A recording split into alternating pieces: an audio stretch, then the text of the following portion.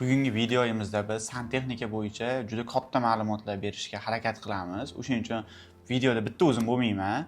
Videoda biz mana 13 yillik tajribaga ega, santexnika bo'yicha 13 yillik tajribaga ega Dilshodjon aka bilan birga sizlarga qiziq bo'lgan savollarga, ya'ni qaysi payt katyol o'rnatish kerak, qanaqa o'rnatilishi kerak, uyingizga qanaqa to'g'ri katyol qo'yishingiz kerak va kvadratlarini o'zi kvadrat bilan o'lchanadimi katyolni tanlashda, mana shular hammasiga videoni oxirigacha ko'rib tursalaring, mana shu savollarning hammasiga biz javob berib o'tamiz. Albatta Dilshodjon aka bilan. Videoga like bosib, kommentariyaga o'zlaringni savollaringni yozib qoldirsalaring, keyingi videolarda ham biz обязательно javob berib o'tamiz. Birinchi savolim, odamlarda ko'p uyg'onadigan savol, qish yaqinlashib turganda katyol qo'yganim yaxshimi? Montajlar narxi oshib ketadimi? O'zi yilda qaysi paytda katyol qo'yish kerak? Isitish sistemasini qaysi paytda men uyimga qo'yganim yaxshi degan savolga Dilshodjon akamdan birinchi bo'lib so'rayman mana. Albatta, bu hamma klientni qiziqtirgan savollardan bittasi.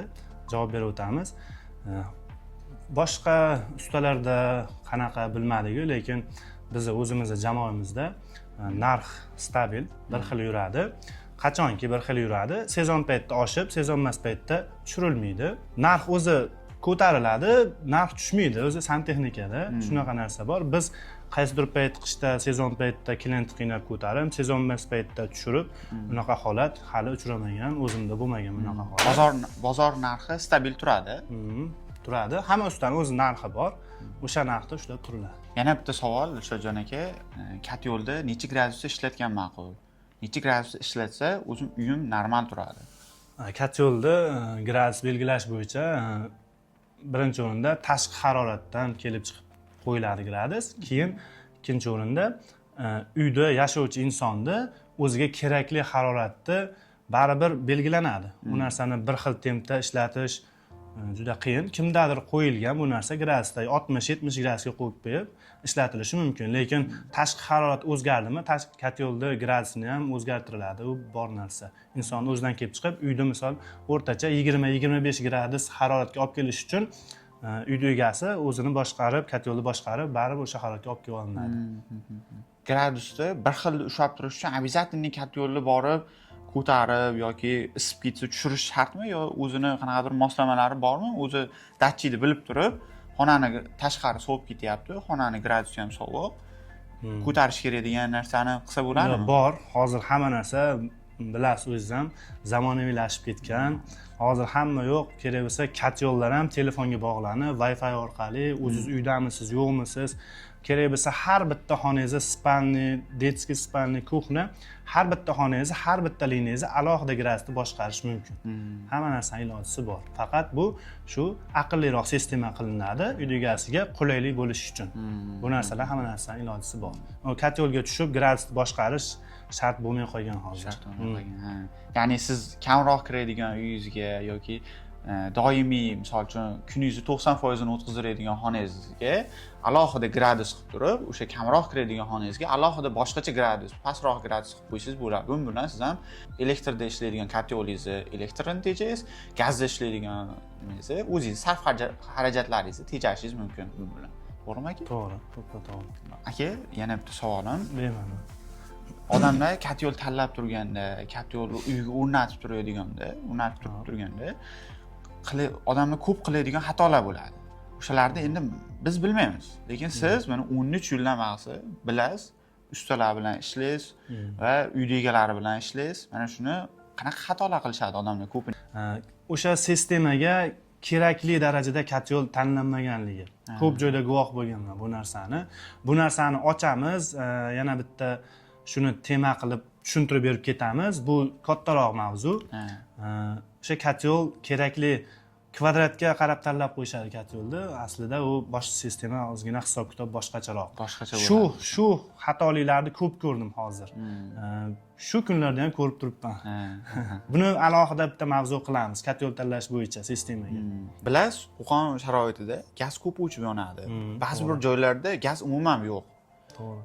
Etlar svetga isitish mumkin, boshqa narsa. Endi svet ham bizda doimiy yonib turmaydi, balki qish kunlarida ko'p o'chadi. Gaz ham xuddi shunaqa. Bunaqa vaziyatlarda katyol ko'p o'chib yonishi svet ko'p o'chib yonishi, gaz ko'p o'chib yonishi kotyol qo'ysa bo'ladimi o'zi bunaqa xonadonlarga? Albatta bo'ladi. Hozirgi holatda eplasa bo'ladi. Eplasa hamki ilojisi bor bu narsani. Gazni ham, svetni ham bo'ladi, faqat xarajatingiz oshiqroq bo'ladi. Siz o'ylagandan ko'ra.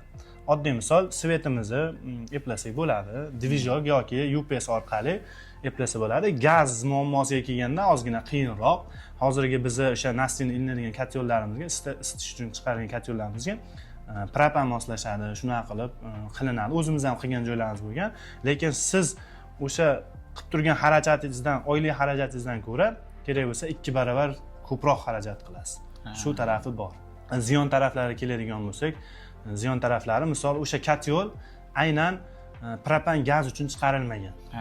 Moslanadi bu narsa. Endi o'zingiz bilib olasiz.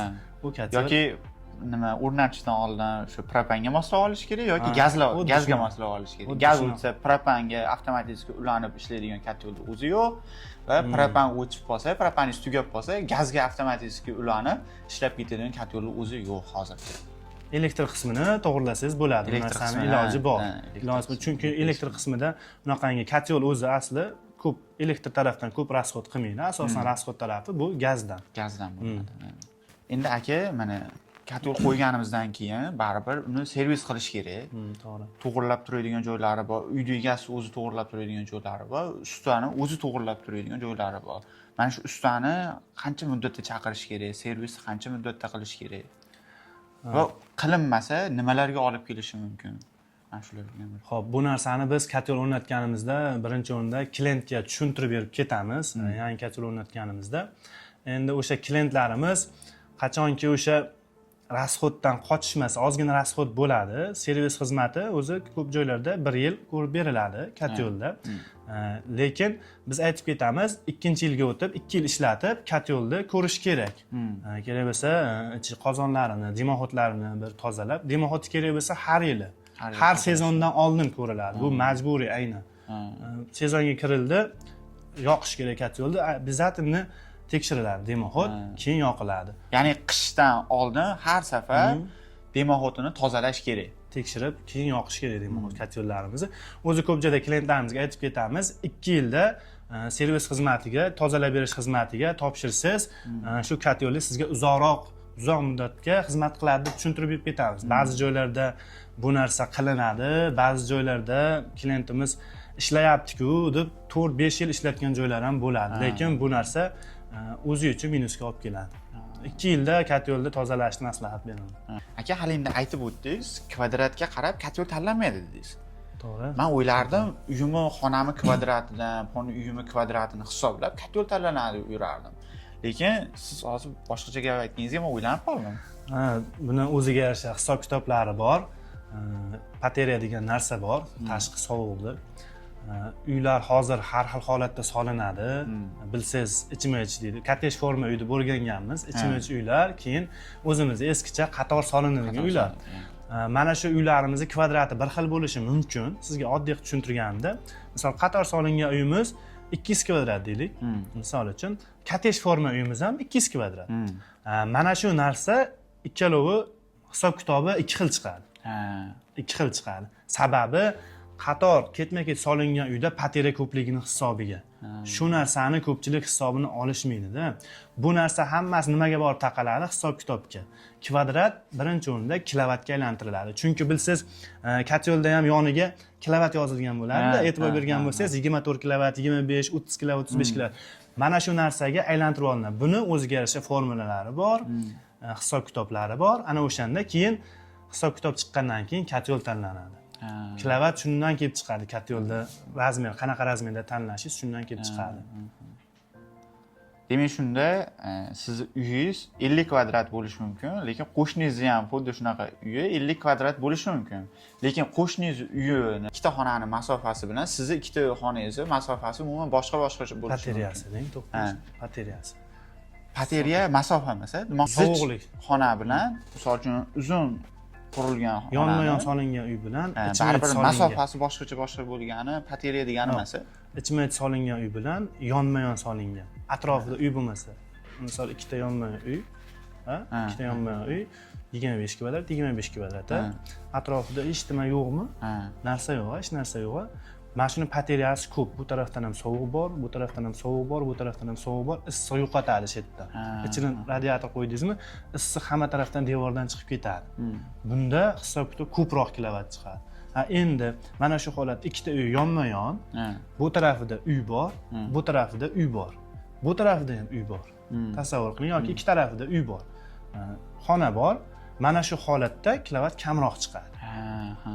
Mana ikkita devor tarafingizda uy bor tarafda bateriya kamroq bo'ladi.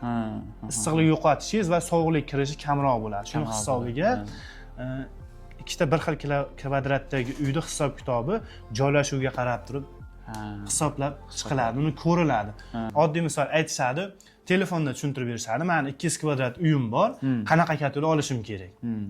Biz uni ko'rmasdan turib, men 24 talik katel olib qo'yib yuboring deya olmayman. Oddiy misol. Uni ko'rishim kerak. U qanaqa holatdagi uy yoki menga planini tashab bering, ko'ray deyman. Atrofida qanaqa holat, uni tashab bering, ko'ray deyman. Uy katesh forma solingan qator. Shuning uchun telefonda iloji boricha men katyolni telefonda hal qilib maslahat berib olmayman. Ko'pincha o'zim borib vaqt ajratib bo'lsa ham borib ko'raman. Keyin maslahat berib, shunaqangi katyol hisob-kitobdan keyin chiqishini aytib berib kelaman klientga. O'zi katyol tanlash faqat kvadrat emas, juda ko'p omillarga bog'liq ekan, mana ko'rdik. O'ziga yarasha hisob-kitob formulalari bor. U juda katta narsa, u narsa. Buni ko'p ustalarimiz o'zi qilishmaydi hozir bu narsani. Oddiy misol 24 talik katyol deylik, 24 kilovatlik katyol. Shu narsa miyaga o'rnashib qolganda, hozir ustalarimizda ham sotuvchi magazinchilarimizda ham ba'zi birlarida, hammalarida emas, ba'zi birlarida kimdirlar o'qib turib shu sohada keyin magazinchilik qilishgan.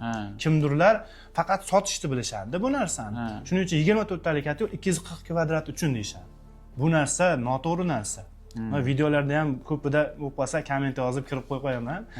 Bu narsa noto'g'ri narsa. Buni birinchi ko'rish kerak, hisob-kitobini qilish kerak. O'ziga yarasha formulalar bor. Shundan kelib chiqar katyol tanlash. Eng katta xato mana shu narsa. Uyingiz isimasligi, oylik rasxodingiz ko'pligi, elektrdan, gazdan hammasi mana shu hisob-kitobga bog'liq. Hisob-kitob to'g'ri bo'lmadimi, sizni cho'ntagingizga ziyon. Cho'ntagingizga ziyon. Shuning uchun rasxodingizni kamaytirib issiqqina uyingizda o'tiring. Shunda Dilshodjon aka, men tushungan xulosam, birinchi o'rinda katyol tanlashda uyingiz qanaqa qurilganligi, u kotelniymi, dommi yoki eskicha qurilgan, uzun asliga qurilgan uylar bo'ladimi? Mana shunga e'tibor berish kerak. Ikkinchi o'rinda xonangizni radiatorlarini to'g'ri tanlash va uchinchi o'rinda hisob-kitob bo'yicha kilovatga aylantirib, keyin katyol tanlanadi. Shunaqa? To'g'ri. Keyingi videolar o'tkazib olmaslik uchun hozirgi videoga like bosib, obuna bo'lib, qo'ng'iroq tugmasini bosib qo'yinglar. Shunda keyingi videolarni ham batafsil chiqib turadi va izohlarda обязательно o'zlaringni xulosalaringni yozib ketinglar. Keyingi sonlarimizda ko'rishguncha xayr.